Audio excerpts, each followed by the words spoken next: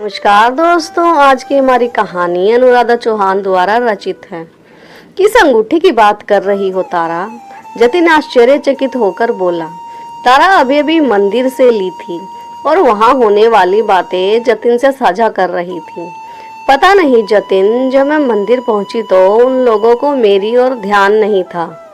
मैं चुपचाप उनकी बातें सुनने लगी। वो लोग किसी अंगूठी को लेकर हमारे परिवार के बारे में बात कर रहे थे। मुझे देखा तो सब इधर उधर की बातें करने लगे। कुछ तो सुना होगा, बस इतना ही कि उस अंगूठी के चलते कैसे तुम्हारे पिता और चाचा में बहुत बड़ा झगड़ा हुआ। और क्या तारा, बोलो, चुप क्यों हो गई? वो लोग कह रहे थे कि देखते देखते हम लोग राजा से रंक हो गए और हमें हमारी पुश्तैनी हवेली छोड़नी पड़ी। जतिन, वो लोग किस हवेली की बात कर रहे हैं? तुम्हें तो पता होगा। नहीं तारा, जब से मैंने होश संभाला इसी घर को देखा। मैं नहीं जानता कि वो किस हवेली की बात कर रहे थे। माँ जानती हो शायद, तारा ने कहा। शायद, चलो पूछते हैं। जतिन और तारा रेवती जी के कमरे की ओर चल दिए। माँ, जतिन ने आवाज लगाई, अरे तुम दोनों आओ, अंदर आओ। रेवती हाथ में ली किताब मेज पर रखती हुई बोली। क्या पढ़ रही थी माँ? कुछ नहीं बेटा, आश्चर्य स्वामी के उपदेश पढ़ रही थी। कल विमला जी सत्संग गई थी तो एक पुस्तक मेरे लिए भी ले आई। ओह, अच्छी बात है माँ। माँ, कुछ पूछना था, जतिन ने धीरे से कहा। क्या पूछना था? क्या कहीं घूमने जाना है? रेवती पास रखे कपड़े की तहक बनाने लगी। माँ लाइए, मैं कर देती हूँ, आप रहने दीजिए। तारा ने रेवती के हाथों से कपड़े लिए और तह बनाने लगी। माँ, क्या हमारी कोई पुश्तैनी हवेली भी थी? जतिन ने धीरे से पूछा। यह सुनते ही रेवती के हाथ से तह बनाए हुए कपड़े छूटकर नीचे गिर गए। वो कुछ नहीं बोली और नीचे झुककर कपड़े उठाने लगी। माँ रुकिए, मैं उठाती हूँ, यह कहते हुए तारा पुनः कपड़े तय करके रखने लगी। माँ आपने जवाब नहीं दिया। जतिन रेवती के चेहरे को गौर से देखते हुए बोला। किस बात का बेटा? माफ करना, मैं सुन नहीं पाई। माँ यही कि क्या हमारी कोई पुश्तैनी हवेली है? जतिन फिर बोला। जतिन की बात सुनकर रेवती बोली, कैसे पागलों जैसी बातें कर रहे हो जतिन? अगर हवेली होती तो क्या हम यहाँ इस छोटे से घर में जिंदगी बिता रहे होते? माँ, तो यह गांव वाले क्या बात कर रहे थे कि एक अंगूठी की वजह से हमारी खुशियाँ छिन गई और हम गरीब हो गए। किसने कहा और कौन सी हवेली? एक बात बता, किस बात की कमी रही है जिंदगी में तुम्हें? खुशहाल जीवन, छोटा परिवार, प्यारी सी बहू तारा। तो फिर जरा बता, कौन सी खुशी छीनी है हमारी? तारा बेटा, गांव वाले किसी और की बातें कर रहे होंगे, तुम्हें ये समझने में भूल हो गई होगी। बेटा जरा चाय बना दो, आज सिर में दर्द हो रहा है। रेवती इतना कहकर बाहर चबूतरे पर रखी आराम कुर्सी पर बैठ गई। कहा था ना मैंने, हमारी कोई भी हवेली नहीं है। मेरा बचपन यही इसी घर में बीता है। बेकार में ही माँ को परेशान कर दिया। नहीं जतिन, कुछ तो सच्चाई है। आप मानो या ना मानो, पर माँ की बेचैनी बता रही है कि कोई सच है जो आज तक हमसे छुपाया था, वो बाहर आने लगा। मुझे सुनने में कोई गलतफहमी नहीं हुई है। वो हमारी बातें कर रहे थे। तारा अपनी बात पर अड़ी थी। ठीक है, माना अगर कुछ है भी तो कोई तो वजह होगी जो माँ यह सच हमसे छुपाना चाहती है। तारा, हम अपने जीवन में बहुत खुश हैं, तो फिर भूतकाल की बातें जानकर क्या फायदा? पर जतिन, अगर कोई सच्चाई है तो वो हमें भी पता होनी चाहिए ना? तारा बोली। ठीक है, मैं पता लगाने की कोशिश करूंगा। तुम चाय ले आओ, मैं माँ के पास जा रहा हूँ। जतिन चला गया। जतिन बाहर आया तो देखा माँ आंखें बंद किए आराम कुर्सी पर बैठी थी। जतिन को लगा कि रेवती जी सो गई। वह चुपचाप पास पड़ी कुर्सी पर बैठ गया। माँ चाय। तभी तारा ने बिना देखे आवाज लगाई। तारा, माँ सो गई, धीरे से बोलो। दोनों की आवाज सुनकर रेवती आंखें खोलकर बोली, अरे नहीं बच्चों, सो नहीं रही। बस सिर दर्द हो रहा था, इसलिए आंखें बंद किए थी। तारा अंदर जाकर बाम ले आई। माँ, लाइए बाम लगा देती हूँ। फिर इधर उधर की बातें होती रही और सब अपने काम में लग गए, पर तारा की बेचैनी बढ़ती जा रही थी। दूसरे ही दिन तारा मंदिर में जमुना काकी को रोक लेती है। अरे काकी, कैसी हो?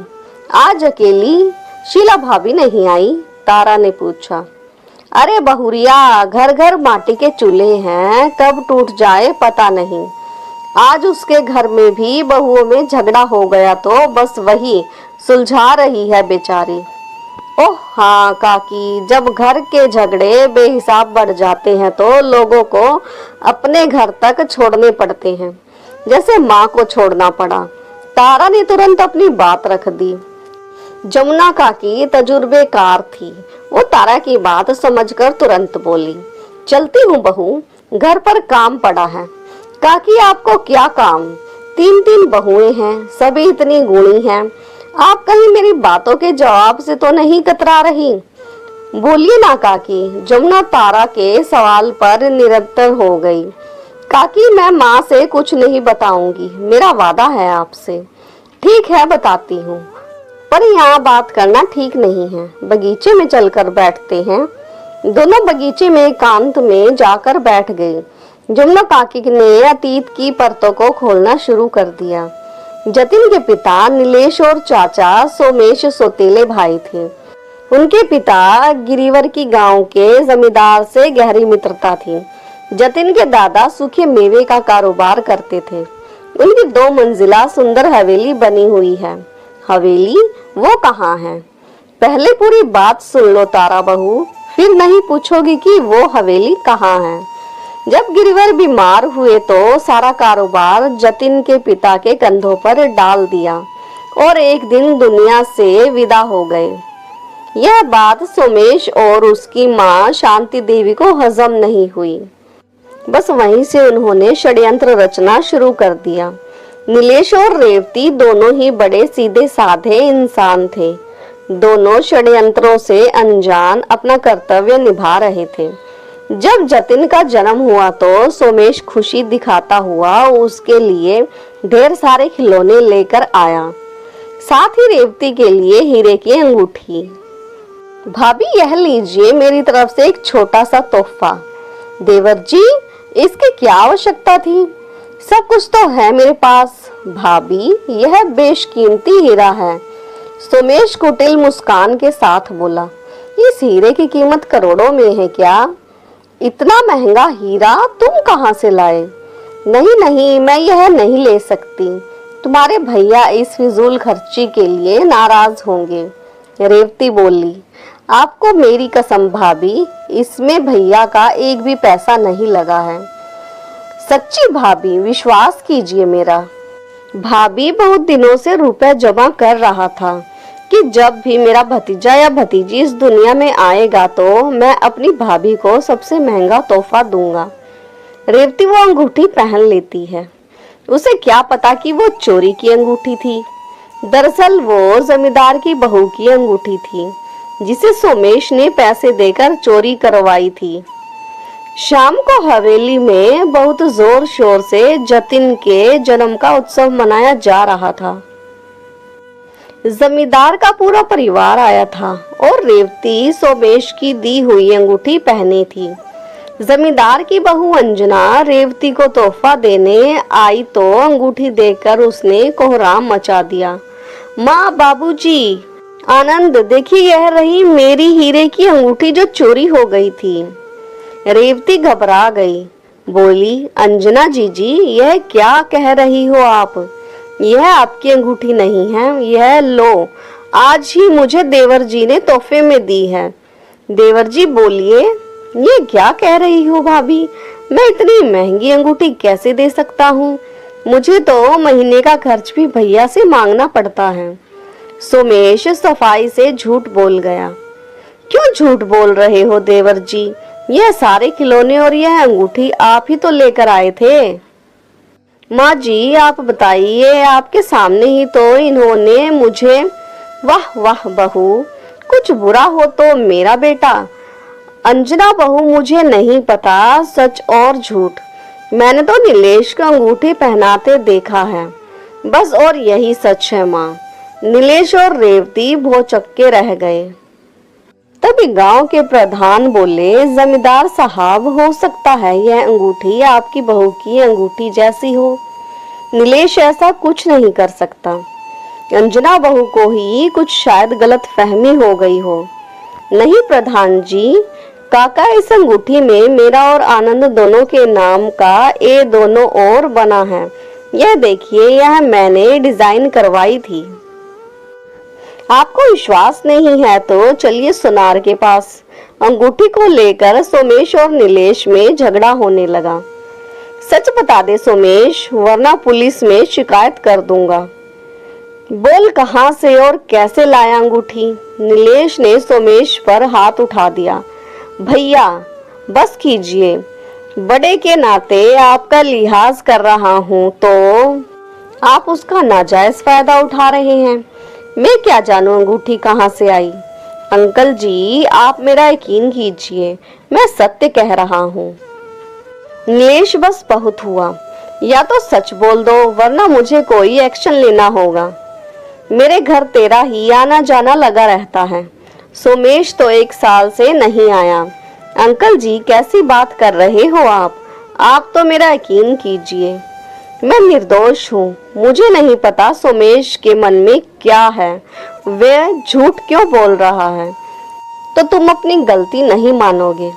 अब मुझे जरूर पुलिस को बुलाना पड़ेगा। आनंद, जरा पुलिस थाने में फोन तो मिलाना, तभी दूध का दूध और पानी का पानी होगा। जमींदार क्रोध में भरकर बोले, अंकल जी, हमारा विश्वास कीजिए, यह अंगूठी देवर जी ही लेकर आए थे, यह सच बोल रहे हैं। रेवती रोने लगी। पुलिस को फोन मत कीजिए जमींदार साहब, गिरवर जी की इज्जत और दोस्ती का ख्याल कीजिए। मैं आपके आगे हाथ जोड़ रहा हूँ। सच और झूठ मैं नहीं जानता, पर नीलेश कोई गलत काम नहीं कर सकता, यह मैं विश्वास के साथ कह सकता हूँ। प्रधान जी बोले, क्यों प्रधान जी, नीलेश ने कोई लालच दिया है तुम्हें जो तुम उसका इतना पक्ष ले रहे हो? शांति देवी बोली, यह नीलेश जिसे मैंने सगे बेटे से ज्यादा प्यार किया, वो मेरे बेटे को झूठे केस पे फंसा कर खुद सारी दौलत एवं ऐश आराम चाहता है। माँ, आप गलत समझ रही हो। आप मुझे जानती हो कि मैं सपने में भी ऐसा नहीं सोच सकता हूँ। मैं अब सब समझ गई हूँ नीलेश, सोमेश के पिता नहीं है तो तुम कुछ भी कर सकते हो। अभी मैं जिंदा हूँ। शांति देवी रोने लगी। सुन प्रधान, तेरे कहने पर पुलिस तो नहीं बुलाऊंगा, पर इस नीलेश को चोरी करने की सजा तो अवश्य मिलेगी। अब मेरी बहू किसी की उतरन नहीं पहनेगी। अब या तो यह अंगूठी की कीमत अदा करे या इसी समय यह हवेली छोड़ दे। क्या अंकल जी, आप तो जानते हैं हम लोग हीरा खरीदने की ताकत नहीं रखते, फिर मैं कहां से इस हीरे की कीमत चुकाऊंगा? यह तो चोरी करने से पहले सोचते। तुम्हारी वजह से अब बुढ़ापे में दर दर भटकना पड़ेगा। माँ, आप तो ऐसा मत बोलो, यह ऐसे नहीं मानेगा पिताजी। इसका मुंह काला करो और गांव में घुमाओ, सारी अकल ठिकाने आ जाएगी। आनंद गुस्से से बोला, लगता है यही करना होगा। जमींदार साहब बोले, सोमेश की चाल कामयाब हो गई थी। यह सब आनंद और सोमेश की मिली भगत थी, जिससे जमींदार साहब भी अनजान थे। आनंद, अगर तुम इस योजना में मेरी मदद करते हो तो मैं तुम्हारी मदद कर सकता हूँ। तुम मेरी मदद करोगे? सोमेश, औकात देखी है अपनी? हर जरूरत के लिए तो नीलेश के आगे हाथ फैलाते हो। यह तो मेरी मजबूरी है आनंद, मगर तुम मेरी मदद करते हो तो फिर मुझे किसी के आगे हाथ फैलाने की जरूरत नहीं होगी। वो कैसे? और मैं क्यों मदद करूं तुम्हारी? तुम भी तो यह चाहते हो कि जमींदार साहब की सारी जायदाद तुम्हारे अकेले को मिले, पर जमींदार साहब एक ऐसी जमाई ढूंढ रहे हैं जो उनके साथ रहकर उनकी बेटी को संभाले। ऐसे व्यक्ति को वो अपनी आधी संपत्ति देने के लिए तैयार हैं। हम सच कहूं तो पिताजी का यह डिसीजन मुझे पसंद नहीं। इसमें मैं तुम्हारी मदद कर सकता हूँ। तुम्हारा भी घाटा नहीं और मेरा भी। सोमेश ने अपनी योजना समझाकर आनंद को अपने साथ मिला लिया और उसकी बहन प्रियांशी से शादी करने का वचन दिया। आनंद ने भी जल्दी से जल्दी बहन की शादी करके उसे रास्ते से हटाना चाहता था, क्योंकि वह नहीं चाहता था कि पिता की संपत्ति में कोई भी भागीदार बने। प्रियांशी जन्म से ही ठीक से चल नहीं पाती थी। आनंद को सोमेश का प्लान पसंद आ गया। वो खुद किसी भी तरह से प्रियांशी को रास्ते से हटाना चाह रहा था। इज्जत मान सम्मान गिरिवर ने कमाया था और उसे आगे बढ़ाने में नीलेश ने कोई कसर नहीं छोड़ी थी। इसका अपमान सहने के बाद नीलेश ने हवेली छोड़ दी। नीलेश रेवती और अपने दूध मुहे बेटे को लेकर नौकरों के लिए बने कमरे में रहने चला गया, पर दुर्भाग्य ने पीछा नहीं छोड़ा। इतने बड़े धोखे से उसे जो सदमा लगा वो सह नहीं पाया और एक दिन रेवती और जतिन को अनाथ करके चला गया। और हवेली का क्या हुआ काकी? हवेली तो अंगूठी के बदले में जमींदार के कब्जे में चली गई थी। ठीक वैसा ही हुआ जैसा सोमेश ने सोचा था। सोमेश, आज मैं तुम्हें उपहार में तुम्हारी हवेली तुम्हें सौंपता हूँ। मेरी लाडली बहन का ख्याल रखना। आनंद ने प्रियांशी और सोमेश को वही हवेली उपहार में वापस देकर अच्छे भाई होने का फर्ज निभा पिता की नजरों में श्रवण कुमार बनकर संपत्ति का मालिक बन गया। पर इतना करके भी सोमेश को चैन नहीं मिला। उसने वो कमरा भी बेच दिया जिसमें रेवती नन्हे जतिन को लेकर अकेले रह रही थी। कोई इतना पत्थर दिल कैसे हो सकता है काकी? तारा की आंखों से आंसू बहने लगे। बेटा, पत्थर ही थे, दिल कहाँ था उन लोगों के पास। पर रेवती हिम्मत नहीं हारी। उसने उसी क्षण गांव छोड़ दिया। यहाँ अपने पिता के पास आ गई रेवती। ये क्या हुलिया बना रखा है? नीलेश जी ठीक तो हैं? पिताजी। रोते रोते रेवती ने अपनी दुख भरी कहानी सुनाई तो सबकी आंखों से आंसू आ गए। जतिन के नाना जी गुस्से से लाल होकर बोले, तो चिंता मत कर रेवती, देख कैसे सबको मजा चखाता हूँ। नहीं पिताजी, बात लड़ाई झगड़े और खून खराबे तक ना पहुँचे, इसलिए ना इन्होंने आपको खबर होने दी और ना मैंने। पर अब सिर छुपाने के लिए जगह नहीं मिली तो आपके पास आई हूँ। मुझे शांति चाहिए पिताजी, ताकि मैं अपने बच्चे का भविष्य संवार सकूं। पर बेटा, उन्हें सबक तो सिखाना होगा। नहीं पिताजी, जब नीलेश ही नहीं रहे तो मेरा उस घर से, उस गांव से कोई रिश्ता नहीं रहा, न ही मैं कोई न्याय चाहती हूँ। आज के बाद इस विषय में कोई बात नहीं होगी। मैं नहीं चाहती कि मेरे कारण इस घर की भी शांति भंग हो। उसके बाद रेवती के पिता ने स्कूल में उसकी नौकरी लगवा दी। दिन गुजरने लगे। अपनी मेहनत के दम पर रेवती ने जतिन को डॉक्टर बना दिया। एक बात बताइए काकी, सोमेश चाचा ने साजिश रची थी, इसका पता कैसे चला? नीलेश के लिए रचे षड्यंत्र का सच तो गांव में सब समझ ही रहे थे कि यह शांति देवी और सोमेश की ही कोई करतूत है। कुछ महीनों बाद सोमेश और आनंद के बीच हुए झगड़े से यह बात जग जाहिर हो गई। उन लोगों में किस बात का झगड़ा हुआ काकी? बेटा, जब आदमी गलत रास्ते पर चलने लगता है, उसके मन में सिर्फ खुरापाते चलती हैं और कुछ नहीं। सोमेश ने हवेली बेच दी। शांति देवी और प्रियांशी को लेकर जमींदार की हवेली में मुफ्त की रोटी तोड़ने के लिए घर जमाई बन गया। बस इसी बात पर आनंद और सोमेश के बीच जोरदार कहासुनी हो गई। आनंद ने चिल्ला चिल्लाकर सोमेश के काले कारनामे खोलकर रख दिए। दोनों में खूब हाथापाई भी हुई। सोमेश ने आनंद पर गोली चला दी, जो जमींदार साहब को जा लगी और उसकी मौत हो गई। प्रियंशी का क्या हुआ और ज्यादा कुछ नहीं पता बहू। बस उस कांड के बाद सोमेश को जेल हो गई थी। अब तो इस बात को काफी समय बीत गया। सोमेश जेल में है या छूट गया कुछ पता नहीं। ना ही शांति देवी और प्रियांशी की कोई खबर। 2 दिन पहले सरपंच जी किसी शादी में शामिल होने गए थे, इसलिए अचानक यह बातें होने लगी और तुमने सुन ली। वैसे भी क्या करना है जाकर, गड़े मुर्दे उखाड़ोगी तो बदबू ही आएगी। यह बातें याद दिलाकर क्यों रेवती के जख्म हरे करना। ठीक कहा काकी। ओह कितना दर्द अकेले सहा है माँ ने, पर माँ ने यह बात जतिन से क्यों छुपाई। इसमें छुपाने जैसा क्या था काकी, यह बात मुझे समझ नहीं आई। बेटा बात बिल्कुल साफ है। अगर यह बात बचपन में ही जतिन को पता चल जाती तो जतिन कभी भी डॉक्टर नहीं बन पाता। उसके मन में चाचा से बदला लेने की भावना पनपती रहती। रेवती जतिन के उज्जवल भविष्य के लिए अपने दर्द को पी गई। अब तुम बताओ, क्या यह बात जानकर जतिन कभी आगे बढ़ पाता? उसके मन में हिंसा घर नहीं कर जाती? जमुना ने प्रश्न किया। जरूर कर जाती काकी।